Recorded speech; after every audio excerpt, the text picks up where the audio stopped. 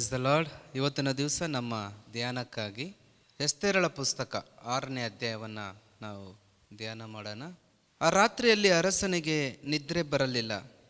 ಆದುದರಿಂದ ಸ್ಮರಿಸತಕ್ಕ ಪೂರ್ವಕಾಲ ವೃತ್ತಾಂತಗಳ ಗ್ರಂಥವನ್ನು ಅವನು ತರಿಸಿ ಪಾರಾಯಣ ಮಾಡಿಸುತ್ತಿರುವಾಗ ಅಹಷ್ವೇರೋಷ್ ರಾಜನನ್ನು ಕೊಲ್ಲಬೇಕೆಂದು ದ್ರಾವಪಾಲಕರಾದ ಬಿಗೆತಾನ್, ತೆರೆಷ್ ಎಂಬಿಬ್ಬರು ರಾಜ ಕಂಚುಕಿಗಳು ಒಳಸಂಚು ಮಾಡಿದ ಸಂಗತಿಯು, ಅದು ಮೊರ್ದೆಕೈ ಮುಖಾಂತರ ಬಯಲಿಗೆ ಬಂದ ಸಂಗತಿಯು ಅದರಲ್ಲಿ ಸಿಕ್ಕಿದವು.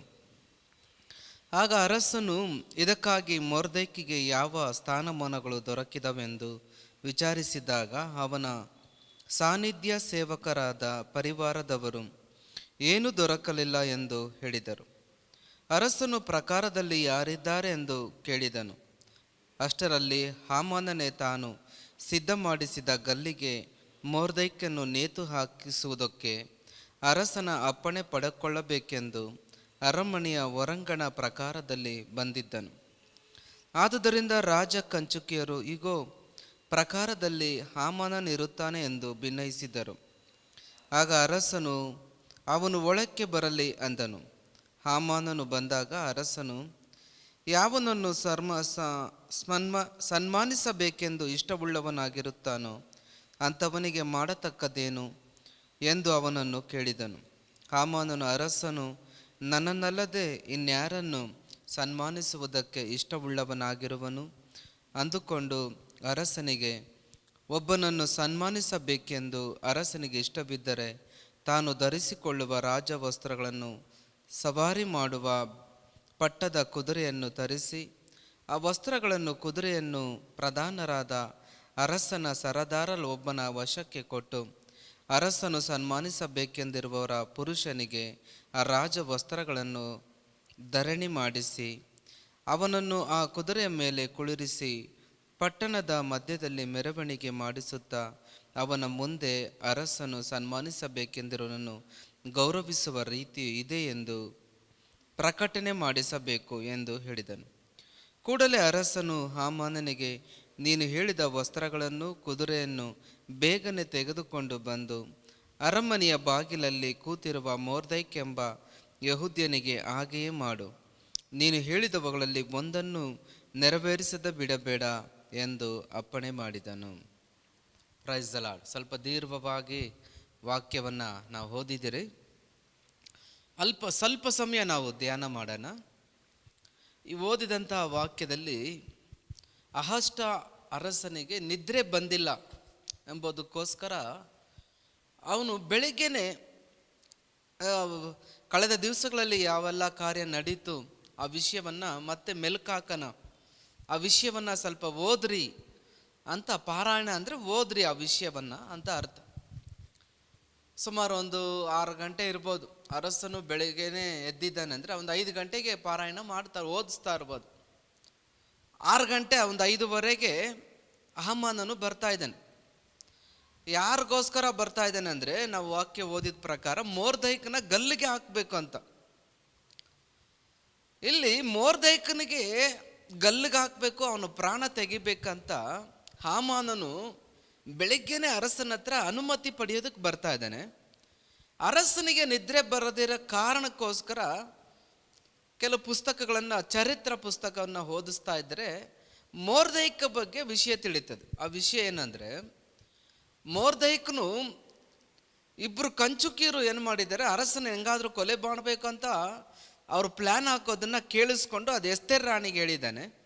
ಆ ವಿಷಯ ಎಸ್ತೇರ್ ರಾಣಿ ಹೆಂಗೋ ಅರಸನಿಗೆ ತಿಳಿಸಿದ್ದಾಳೆ. ಆದರೂ ಯಾರ ಮುಖಾಂತರವಾಗಿ ವಿಷಯ ಬಂತು ಅನ್ನೋದು ಬರೆದಿಟ್ಟಿದ್ದಾರೆ. ಅದು ಯಾರ ಮುಖಾಂತರವಾಗಿ ವಿಷಯ ಹೊರ ಬಂತು ಅಂದರೆ ಮೊರ್ದೆಕೈನ ಮುಖಾಂತರವಾಗಿ ಎಂಬಂಥ ವಿಷಯ. ಆಗ ಅರಸನಿಗೆ, ನನ್ನ ಪ್ರಾಣ ಉಳಿಸಿದ್ನಲ್ಲ ಆ ಮನುಷ್ಯನಿಗೆ ನಾವೇನು ಸಹಾಯ ಮಾಡಿದ್ದೀರಿ, ನೀವೇನು ಕೊಟ್ಟಿದ್ದೀರಾ ಅವನಿಗೋಸ್ಕರ, ಯಾವ ಅಧಿಕಾರ ಕೊಟ್ಟಿದ್ದೀರಿ, ಏನು ಕೊಟ್ಟಿದ್ದೀರಾ ಅವನಿಗೆ ಅಂತ, ನನ್ನ ಪ್ರಾಣ ಉಳಿಸ್ದಂತ ಏನು ಸಹಾಯ ಮಾಡಿದ್ದೀರಾ ಎಂಬಂಥ ಪ್ರಶ್ನೆ ಕೇಳ್ತಾ ಇದ್ದಾನೆ. ಅದೇ ಸಮಯದಲ್ಲಿ ಹಾಮಾನನು ಕೂಡ ಬರ್ತಾ ಇದ್ದಾನೆ. ಯಾಕೆ ಬರ್ತಾ ಇದ್ದಾನೆ ಅಂದರೆ, ಇದೇ ಮೊರ್ದೆಕೈನಿಗೆ ಅರಸನಿಗೆ ಸಹಾಯ ಏನು ಮಾಡಿದ್ದೀರಾ ಅಂತ ಪ್ರಶ್ನೆ ಕೇಳಿದಂಥ ಅರಸನ ಹತ್ರ ಬರ್ತಾ ಇದ್ದಾನೆ.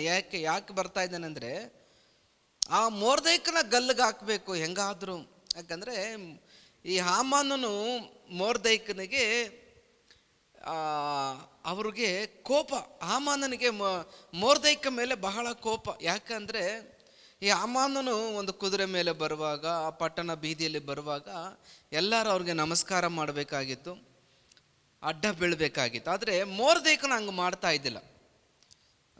ಒಬ್ಬ ಮನುಷ್ಯನಿಗೆ ಯಾರು ನಮಸ್ಕಾರ ಅಡ್ಡ ಬೀಳ್ತಾರೆ, ಬೇರೆ ಸುಮ್ಮನೆ ಹಂಗೆ ಹಾಯ್ ಬಾಯ್ ಅಂತಾರೆ ಅಷ್ಟೇ. ಆದರೆ ಈ ಮೊರ್ದೆಕೈನ ಹಂಗೆ ಮಾಡದೇ ಇದ್ದಿದ್ದ ನಿಮಿತ್ತ ಬೇರೆ ಅದೊಂದೇ ವಿಷಯನೇ, ಬೇರೇನೂ ಅವರ ವೈಯಕ್ತಿಕವಾಗಿ ಅವರ ಆಸ್ತಿಯನ್ನು ಮೊರ್ದೆಕೈನು ಕದ್ದುಕೊಂಡಿದ್ದ, ಅವರ ಹೆಂಡತಿ ಮಕ್ಕಳನ್ನು ಸಾಯಿಸಿದ್ದ, ಈ ಥರ ಏನೂ ನಷ್ಟ ಇಲ್ಲ ಹಾಮಾನನಿಗೆ. ಆದರೆ ಯಾಕೆ ಹಾಮಾನನಿಗೆ ಮೊರ್ದೆಕೈ ಮೇಲೆ ತುಂಬ ಕೋಪ ಅಂದರೆ ಅವನು ಬೇರೆ ನಮಸ್ಕಾರ ಮಾಡಿಲ್ಲ ಅಂತ. ಬೇರೆ ಅವನೇನು ಮಾಡಿಲ್ಲ ಅಂತೆ, ಬರುವಾಗ ನಮಸ್ಕಾರ ಮಾಡಿಲ್ಲ.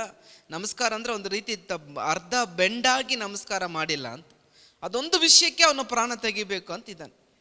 ಇನ್ನು ಈ ಹಾಮಾನನು ಮಾಡಿದ ಕಾರ್ಯಗಳು ಚರಿತ್ರೆ ನೋಡಿದ್ರೆ ನಾವು ಬೇರೆ ಮೊರ್ದೆಕೈನ ಮಾತ್ರ ಕೊಲೆ ಮಾಡಬೇಕಂತ ಪ್ಲ್ಯಾನ್ ಹಾಕಲ್ಲ, ಈ ಒಬ್ಬ ಮನುಷ್ಯನ ವಂಶವನ್ನೇ ಕೊಲೆ ಮಾಡಬೇಕು ಎಂಬಂಥದ್ದು. ಅದೇನೋ ವಾಕ್ಯ ಗಾದೆ ಮಾತು ಹೇಳ್ತಾರೆ, ಎತ್ತಿಗೆ ಜರ ಬಂದರೆ ಎಮ್ಮೆಗೆ ಬರ ಹಾಕಿದ್ರು ಅನ್ನೋ ಥರ ಮೊರ್ದೆಕೈನ ಮೇಲೆ ಇರೋ ಕೋಪಕ್ಕೆ ಯಾರ ಮೇಲೆ ದ್ವೇಷ ತೀರಿಸ್ಕೊಬೇಕಂತ ಹಾಮಾನನು ಪ್ರಯತ್ನ ಪಡ್ತಾ ಇದ್ದಾನೆ ಅಂದರೆ ಇಡೀ ಯಹೂದ್ಯ ವಂಶದವ್ರನ್ನೇ. ಇದು ಸೈತಾನ ನಾನು ಹೃದಯದಲ್ಲಿ ತಂದಾಕಿರುವಂಥ ಒಂದು ದೊಡ್ಡ ಒಂದು ಆಲೋಚನೆ. ಆ ಸೈತಾನನು ಸರಿ ಅವನನ್ನು ಹಿಡ್ಕೊಂಡಿದ್ದಾನೆ. ಸ್ವಲ್ಪ ಜನ ಈಗ ಹಾಮಾನನ ಸ್ಪಿರಿಟ್ ಅಂತಲೂ ಹೇಳ್ತಾರೆ. ಯಾರಿಗಾದ್ರೂ ದೇವ್ರ ಮಕ್ಕಳಿಗೆ ವಿರುದ್ಧವಾಗಿ ಹೋರಾಡಿದ್ರೆ ಇವನ ಮೇಲೆ ಆ ಹಾಮಾನನ ಆತ್ಮ ಇದೆ ಅಂತ ಹೇಳ್ತಾರೆ. ಅಂದರೆ ಅಷ್ಟರ ಮಟ್ಟಿಗೆ ಈ ಹಾಮಾನನು ಯಹೂದ್ಯರನ್ನ ದ್ವೇಷ ಮಾಡ್ದ. ಈ ಹಾಮಾನು ನೋಡ್ರಿ ಬರೀ ಚಿಕ್ಕ ವಿಷಯ, ಆ ಚಿಕ್ಕ ವಿಷಯ ಅವನು ಬೇರೆ ಅಡ್ಡ ನಮಸ್ಕಾರ ಮಾಡಿಲ್ಲ ಅನ್ನೋದು ವಿಷಯಕ್ಕೋಸ್ಕರ ಅವನು ಪ್ರಾಣ ತೆಗಿಬೇಕಂತಿದ್ದಾನೆ. ಈ ಸಮಯದಲ್ಲಿ ನನಗೊಂದು ನೆನಪು ಬರ್ತಾ ಇದೆ, ಅವನು ಪ್ರಾಣ ಮಾತ್ರ ಅಲ್ಲ, ಇಡೀ ಯಹೂದ್ಯ ವಂಶ ಪ್ರಾಣ ಅಂದರೆ ಅವನ ಲೆಕ್ಕದಲ್ಲಿ ಬೆಲೆನೇ ಇಲ್ಲ. ಒಂದು ಕುರಿ ಕೋಳಿ ಪ್ರಾಣಿಗಳ ಥರ, ಸೊಳ್ಳೆಗಳ ಥರ ನೆನೆಸಿದ್ದಾನೆ ಮನುಷ್ಯರ ಪ್ರಾಣವನ್ನು. ಎಲ್ಲರನ್ನೂ ಸಾಯಿಸ್ಬೇಕು. ಒಂಥರ ಸ್ವಾರ್ಥಿ ಹೃದಯ ಎಲ್ಲ ಕಠಿಣವಾದಂಥ ಮನುಷ್ಯನು, ನರಭಕ್ಷಕನ ರೀತಿಯಲ್ಲಿರುವಂಥವನು. ಈ ಹಾಮಾನನ ಹೃದಯ ಅವನು ಕಲ್ಲಾದಂಥ ಹೃದಯ, ಎಲ್ಲ ಯಹೂದ್ಯರನ್ನ ಸಾಯಿಸಬೇಕು ಅಂತ ಒಬ್ಬ ಮನುಷ್ಯನಿಗೋಸ್ಕರ.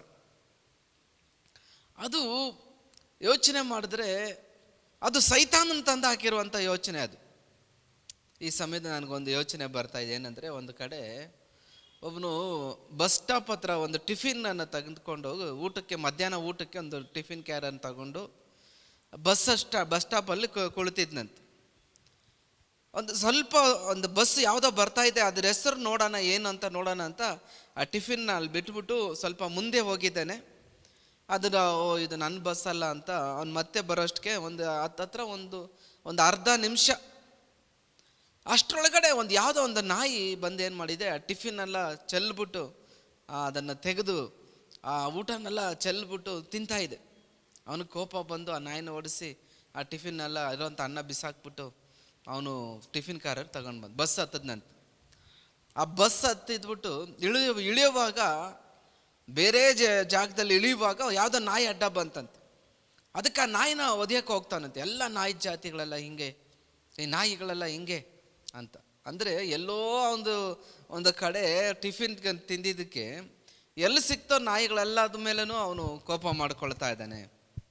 ಅಂದರೆ ಒಂಥರ ಅರಿವು, ಅಂದರೆ ಯೋಚನೆ ಮಾಡದಿರೋಂಥ ರೀತಿಯಲ್ಲಿ ಚಿಂತಿಸುವಂಥವ್ರು ಜನಗಳು ಹಾಮಾನನುಕರ. ಹಾಮಾನಂತರ ನಾವೇನಾದರೂ ಚಿಂತೆ ಮಾಡ್ತಾ ಇದ್ದೀರಾ? ಯಾರ ಮೇಲೆ ಇರೋ ಕೋಪಕ್ಕೆ, ಯಾರ ಮನೆ ಮೇಲೆ ಯಾರನ್ನಾದ್ರೂ ನಾವು ಕೋಪವನ್ನು ಟಾರ್ಗೆಟ್ ಮಾಡ್ತಾ ಇದ್ದೀರಾ? ಯಾರ ಅಕ್ಕಪಕ್ಕದ ಮೇಲೆ ಇರೋದಕ್ಕೆ ಅವ್ರ ಮಕ್ಕಳ ಮೇಲೆ ಏನಾದರೂ ಟಾರ್ಗೆಟ್ ಮಾಡ್ತಾ ಇದ್ದೀರಾ? ಯಾರ ಮೇಲೆ ಆದರೂ ಕೋಪ ಇದ್ದರೆ ಕೆಲವರು ಅನ್ಯ ಜನಗಳೆಲ್ಲ ಏನು ಮಾಡ್ತಾರೆ, ಅವ್ರ ಮಕ್ಕಳ ಮೇಲೆಲ್ಲ ಮಾಟ ಮಂತ್ರ ಮಾಡಿಸ್ತಾರೆ, ಏನೋ ಕೇಳಿಗೆ ಮಾಡೋಕ್ಕೆ ಮಾಡ್ತಾರೆ. ಜನಗಳು ಯಾರ ಮೇಲೋ ಇರೋ ಕೋಪಕ್ಕೆ ಯಾರಿಗೋ ನಷ್ಟ ಮಾಡೋಕ್ಕೆ ಹೋಗ್ತಾರೆ. ಈಗ ಇಂಡಿಯಾ ಪಾಕಿಸ್ತಾನ ಜಗಳ ಅಂದರೆ ಅದು ರಾಜ್ಯಗಳಲ್ಲಿ ಇರುವಂಥದ್ದು.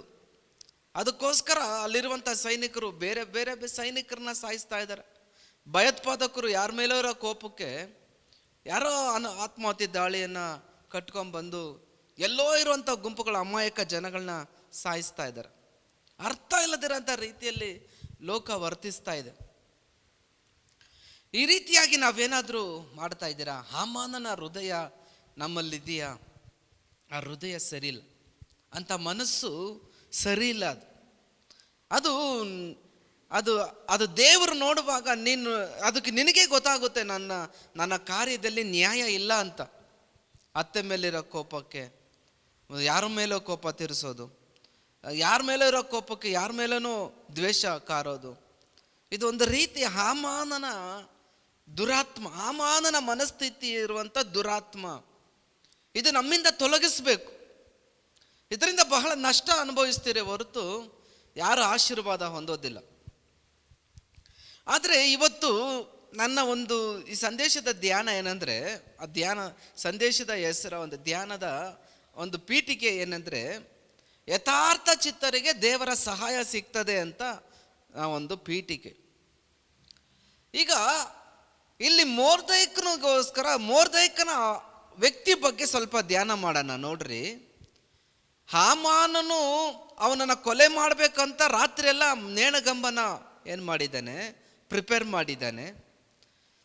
ಆದರೆ ಮೊರ್ದೆಕೈ ಏನು ಮಾಡ್ತಾ ಇದ್ದ ಅಂದರೆ, ಅವನು ತನ್ನ ದೇಶದ ಜನಗಳಿಗೋಸ್ಕರ ಗೋಳಾಡ್ತಾ ಇದ್ದಾನೆ. ಅಯ್ಯೋ, ಫಲೂನ ಮಾಸ 8ನೇ ತಾರೀಕು ಇಡೀ ಯಹೂದರನ್ನೆಲ್ಲ ಸಂಹರಿಸ್ಬೇಕಂತ ರಾಜ್ಯಾಜ್ಞೆ ಹೊರಡಿಸಿದ್ದಾನಲ್ಲ, ನನ್ನ ಜನಗಳೆಲ್ಲ ದಿಕ್ಕುಪಾಲ ಆಗ್ಬಿಡ್ತಾರಲ್ಲ, ಅವತ್ತಿನ ದಿವಸ ಸಂಹರಿಸ್ಬಿಟ್ರೆ ಅವ್ರ ಕೇಸ್ ಆಗಲ್ವಂತೆ, ರಾಜನು ಕೇಳೋದಿಲ್ಲ ಅಂತ ರಾಜ್ಯಾಜ್ಞೆ ಬಂದಿದೆ. ಆ ಜನಗಳಿಗೋಸ್ಕರ ಏನು ಮಾಡ್ತಾ ಇದ್ದಾನೆ, ಮೊರ್ದೆಕೈ ಬಗ್ಗೆ ಈ ವಾಕ್ಯ ಓದಿದಾಗ್ಲೇ ಅವನು ಅರಮನೆಯ ಗೇಟ್ ಮುಂದೆ ಇದ್ದಾನಂತೆ. ಯಾರು? ಮೊರ್ದೆಕೈನು. ಪಾಪ ಮೊರ್ದೆಕೈನು ಯಾರಂದ್ರೆ, ಅವನಿಗೆ ಮಕ್ಕಳಿಲ್ಲ. ಅವನು ಚಿಕ್ಕಪ್ಪನ ಮಗಳನ್ನ ಎಸ್ತೇರ್ನ ಸಾಕದಂಥವನು. ಒಂದು ರೀತಿ ಪಾಪ ಒಬ್ಬಂಟಿಗನವನು. ಆದ್ರೂ ಆ ಯಹೂದ್ಯ ವಂಶದಲ್ಲಿ ಹುಟ್ಟಿರೋದ್ರಿಂದ ದೇವರನ್ನ ಅರ್ಥ ಮಾಡ್ಕೊಂಡಿದ್ದ. ನಾನು ನಂಬಿರುವಂಥ ದೇವರು ಯಾರು? ಭೂಮಿ ಆಕಾಶವನ್ನು ಉಂಟು ಮಾಡಿದಂಥ ದೇವರು ಎಂಬಂಥದ್ದನ್ನು ಅರ್ಥ ಮಾಡ್ಕೊಂಡಿದ್ದ. ಯಥಾರ್ಥ ಚಿತ್ತರು. ಈ ಮೊರ್ದೆಕೈನ ರೀತಿಯಲ್ಲಿ ನಾವು ಯಥಾರ್ಥ ಚಿತ್ತರಾಗಿರ್ಬೇಕು ದೇವ್ರ ಹತ್ರ. ಯಥಾರ್ಥ ಚಿತ್ತರು ಅಂದರೆ,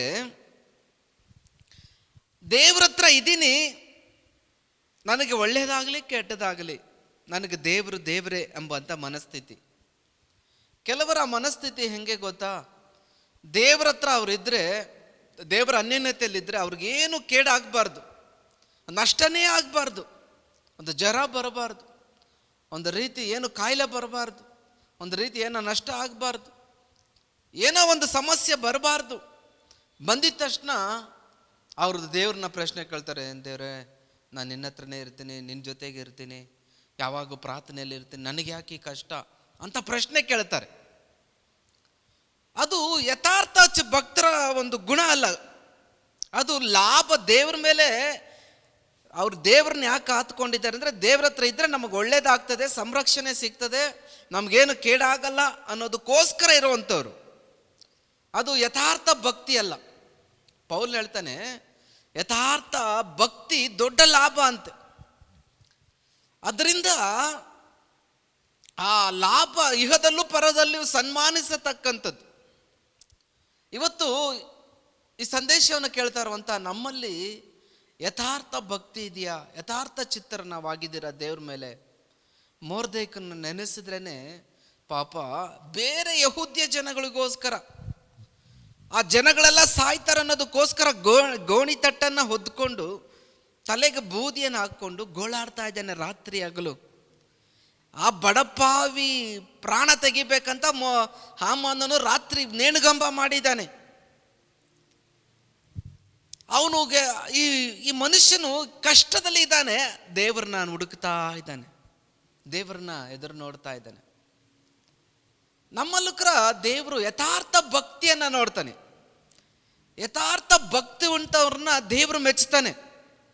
ಯೋಬನ ಗ್ರಂಥ 1ನೇ ಅಧ್ಯಾಯದಲ್ಲಿ ದೇವರು ಯೋಬನ ಬಗ್ಗೆ ಹೇಳ್ತಾರೆ, ನನ್ನ ದಾಸನಾದಂಥ ಯೋಬನನ್ನು ನೋಡಿದೆಯಾ ಅಂತ ಕೇಳಿದಾಗ, ನೋಡಿದೆ.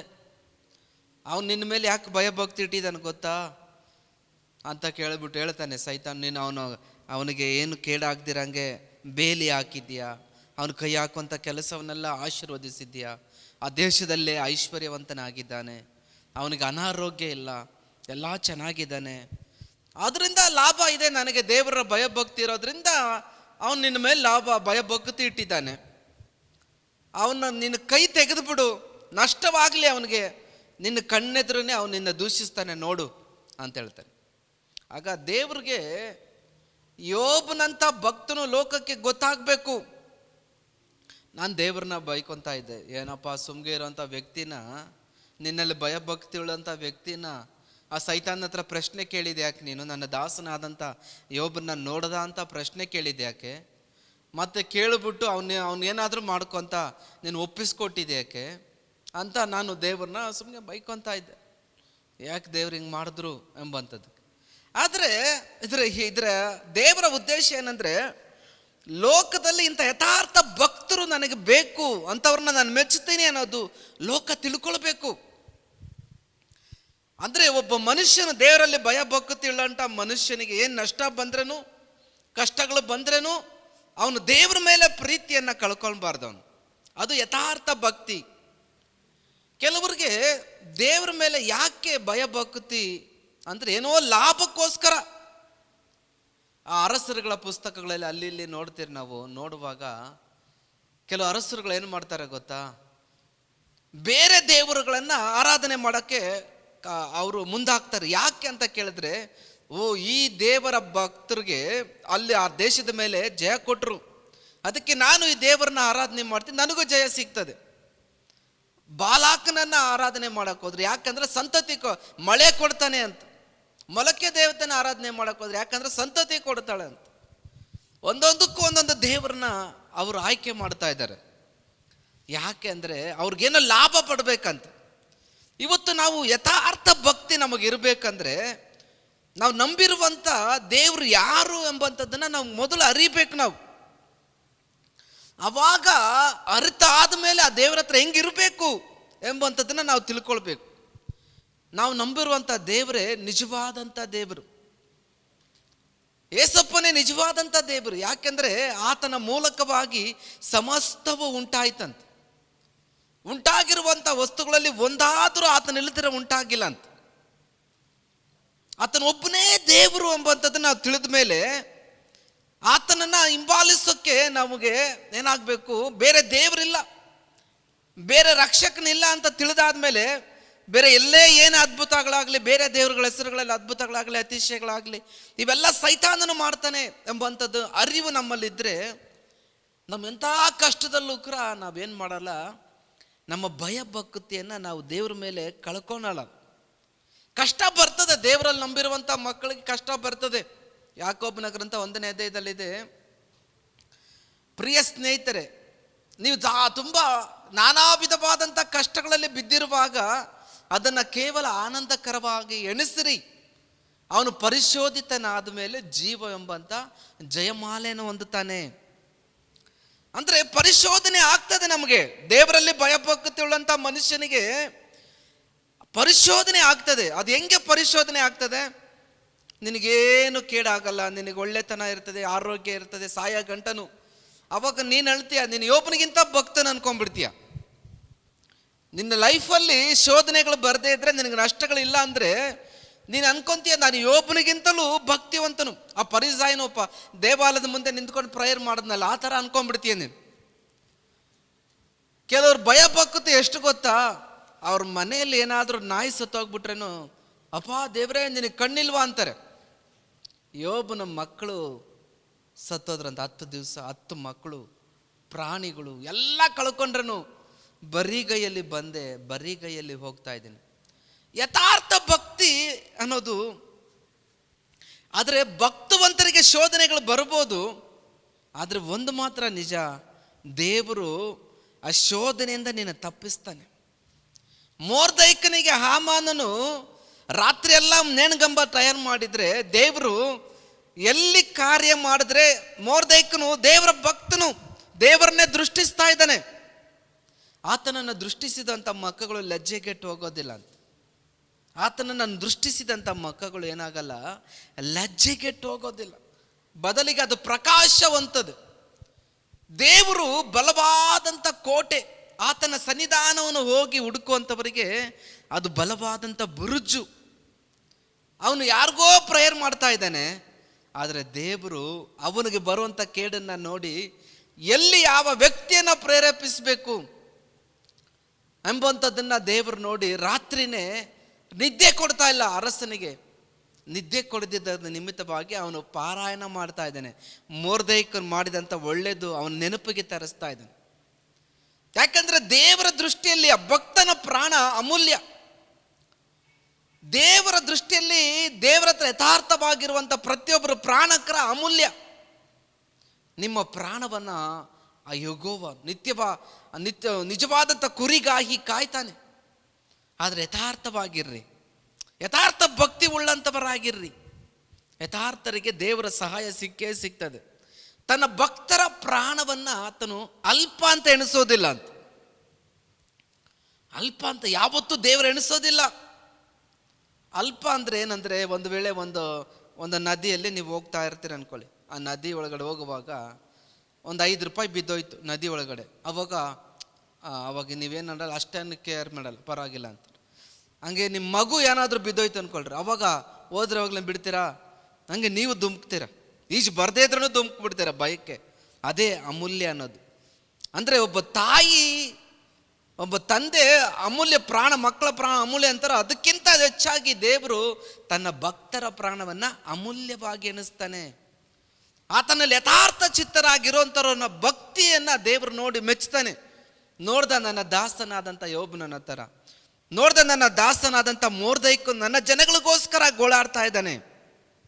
ಅವನ ಪ್ರಾಣ ಉಳಿಸ್ಬೇಕು, ನಾನು ಅವನಿಂದ ಅನೇಕ ಒಳ್ಳೆ ಕಾರ್ಯಗಳು ನಡೆಸಬೇಕು. ಇವತ್ತು ನಿಮಗೆ ಯಾರಾದರೂ ಗುಂಡಿ ತೋಡ್ತಾ ಇರಲಿ, ಆದರೆ ನೀನು ದೇವರ ಭಕ್ತನಾಗಿದ್ದರೆ ಆ ಗುಂಡಿಯನ್ನು ದೇವರು ಮುಚ್ತಾನೆ. ಆ ದೇವರು ನಿಮ್ಗೆ ಸಹಾಯ ಮಾಡ್ತಾನೆ. ಆದರೆ ನಿಮ್ಮ ಭಕ್ತಿಯನ್ನು ಮಾತ್ರ ಬಿಟ್ಬಿಡ್ಬೇಡ್ರಿ. ಭಕ್ತಿ ದೊಡ್ಡ ಲಾಭ, ಇಹದಲ್ಲಿಯೂ ಪರದಲ್ಲೂ ಕೂಡ ದೊಡ್ಡ ಲಾಭ. ದೇವರು ನಿಮ್ಮನ್ನು ಆಶೀರ್ವದಿಸಲಿ ಈ ಸಂದೇಶದಿಂದ. ಆಮೇಲೆ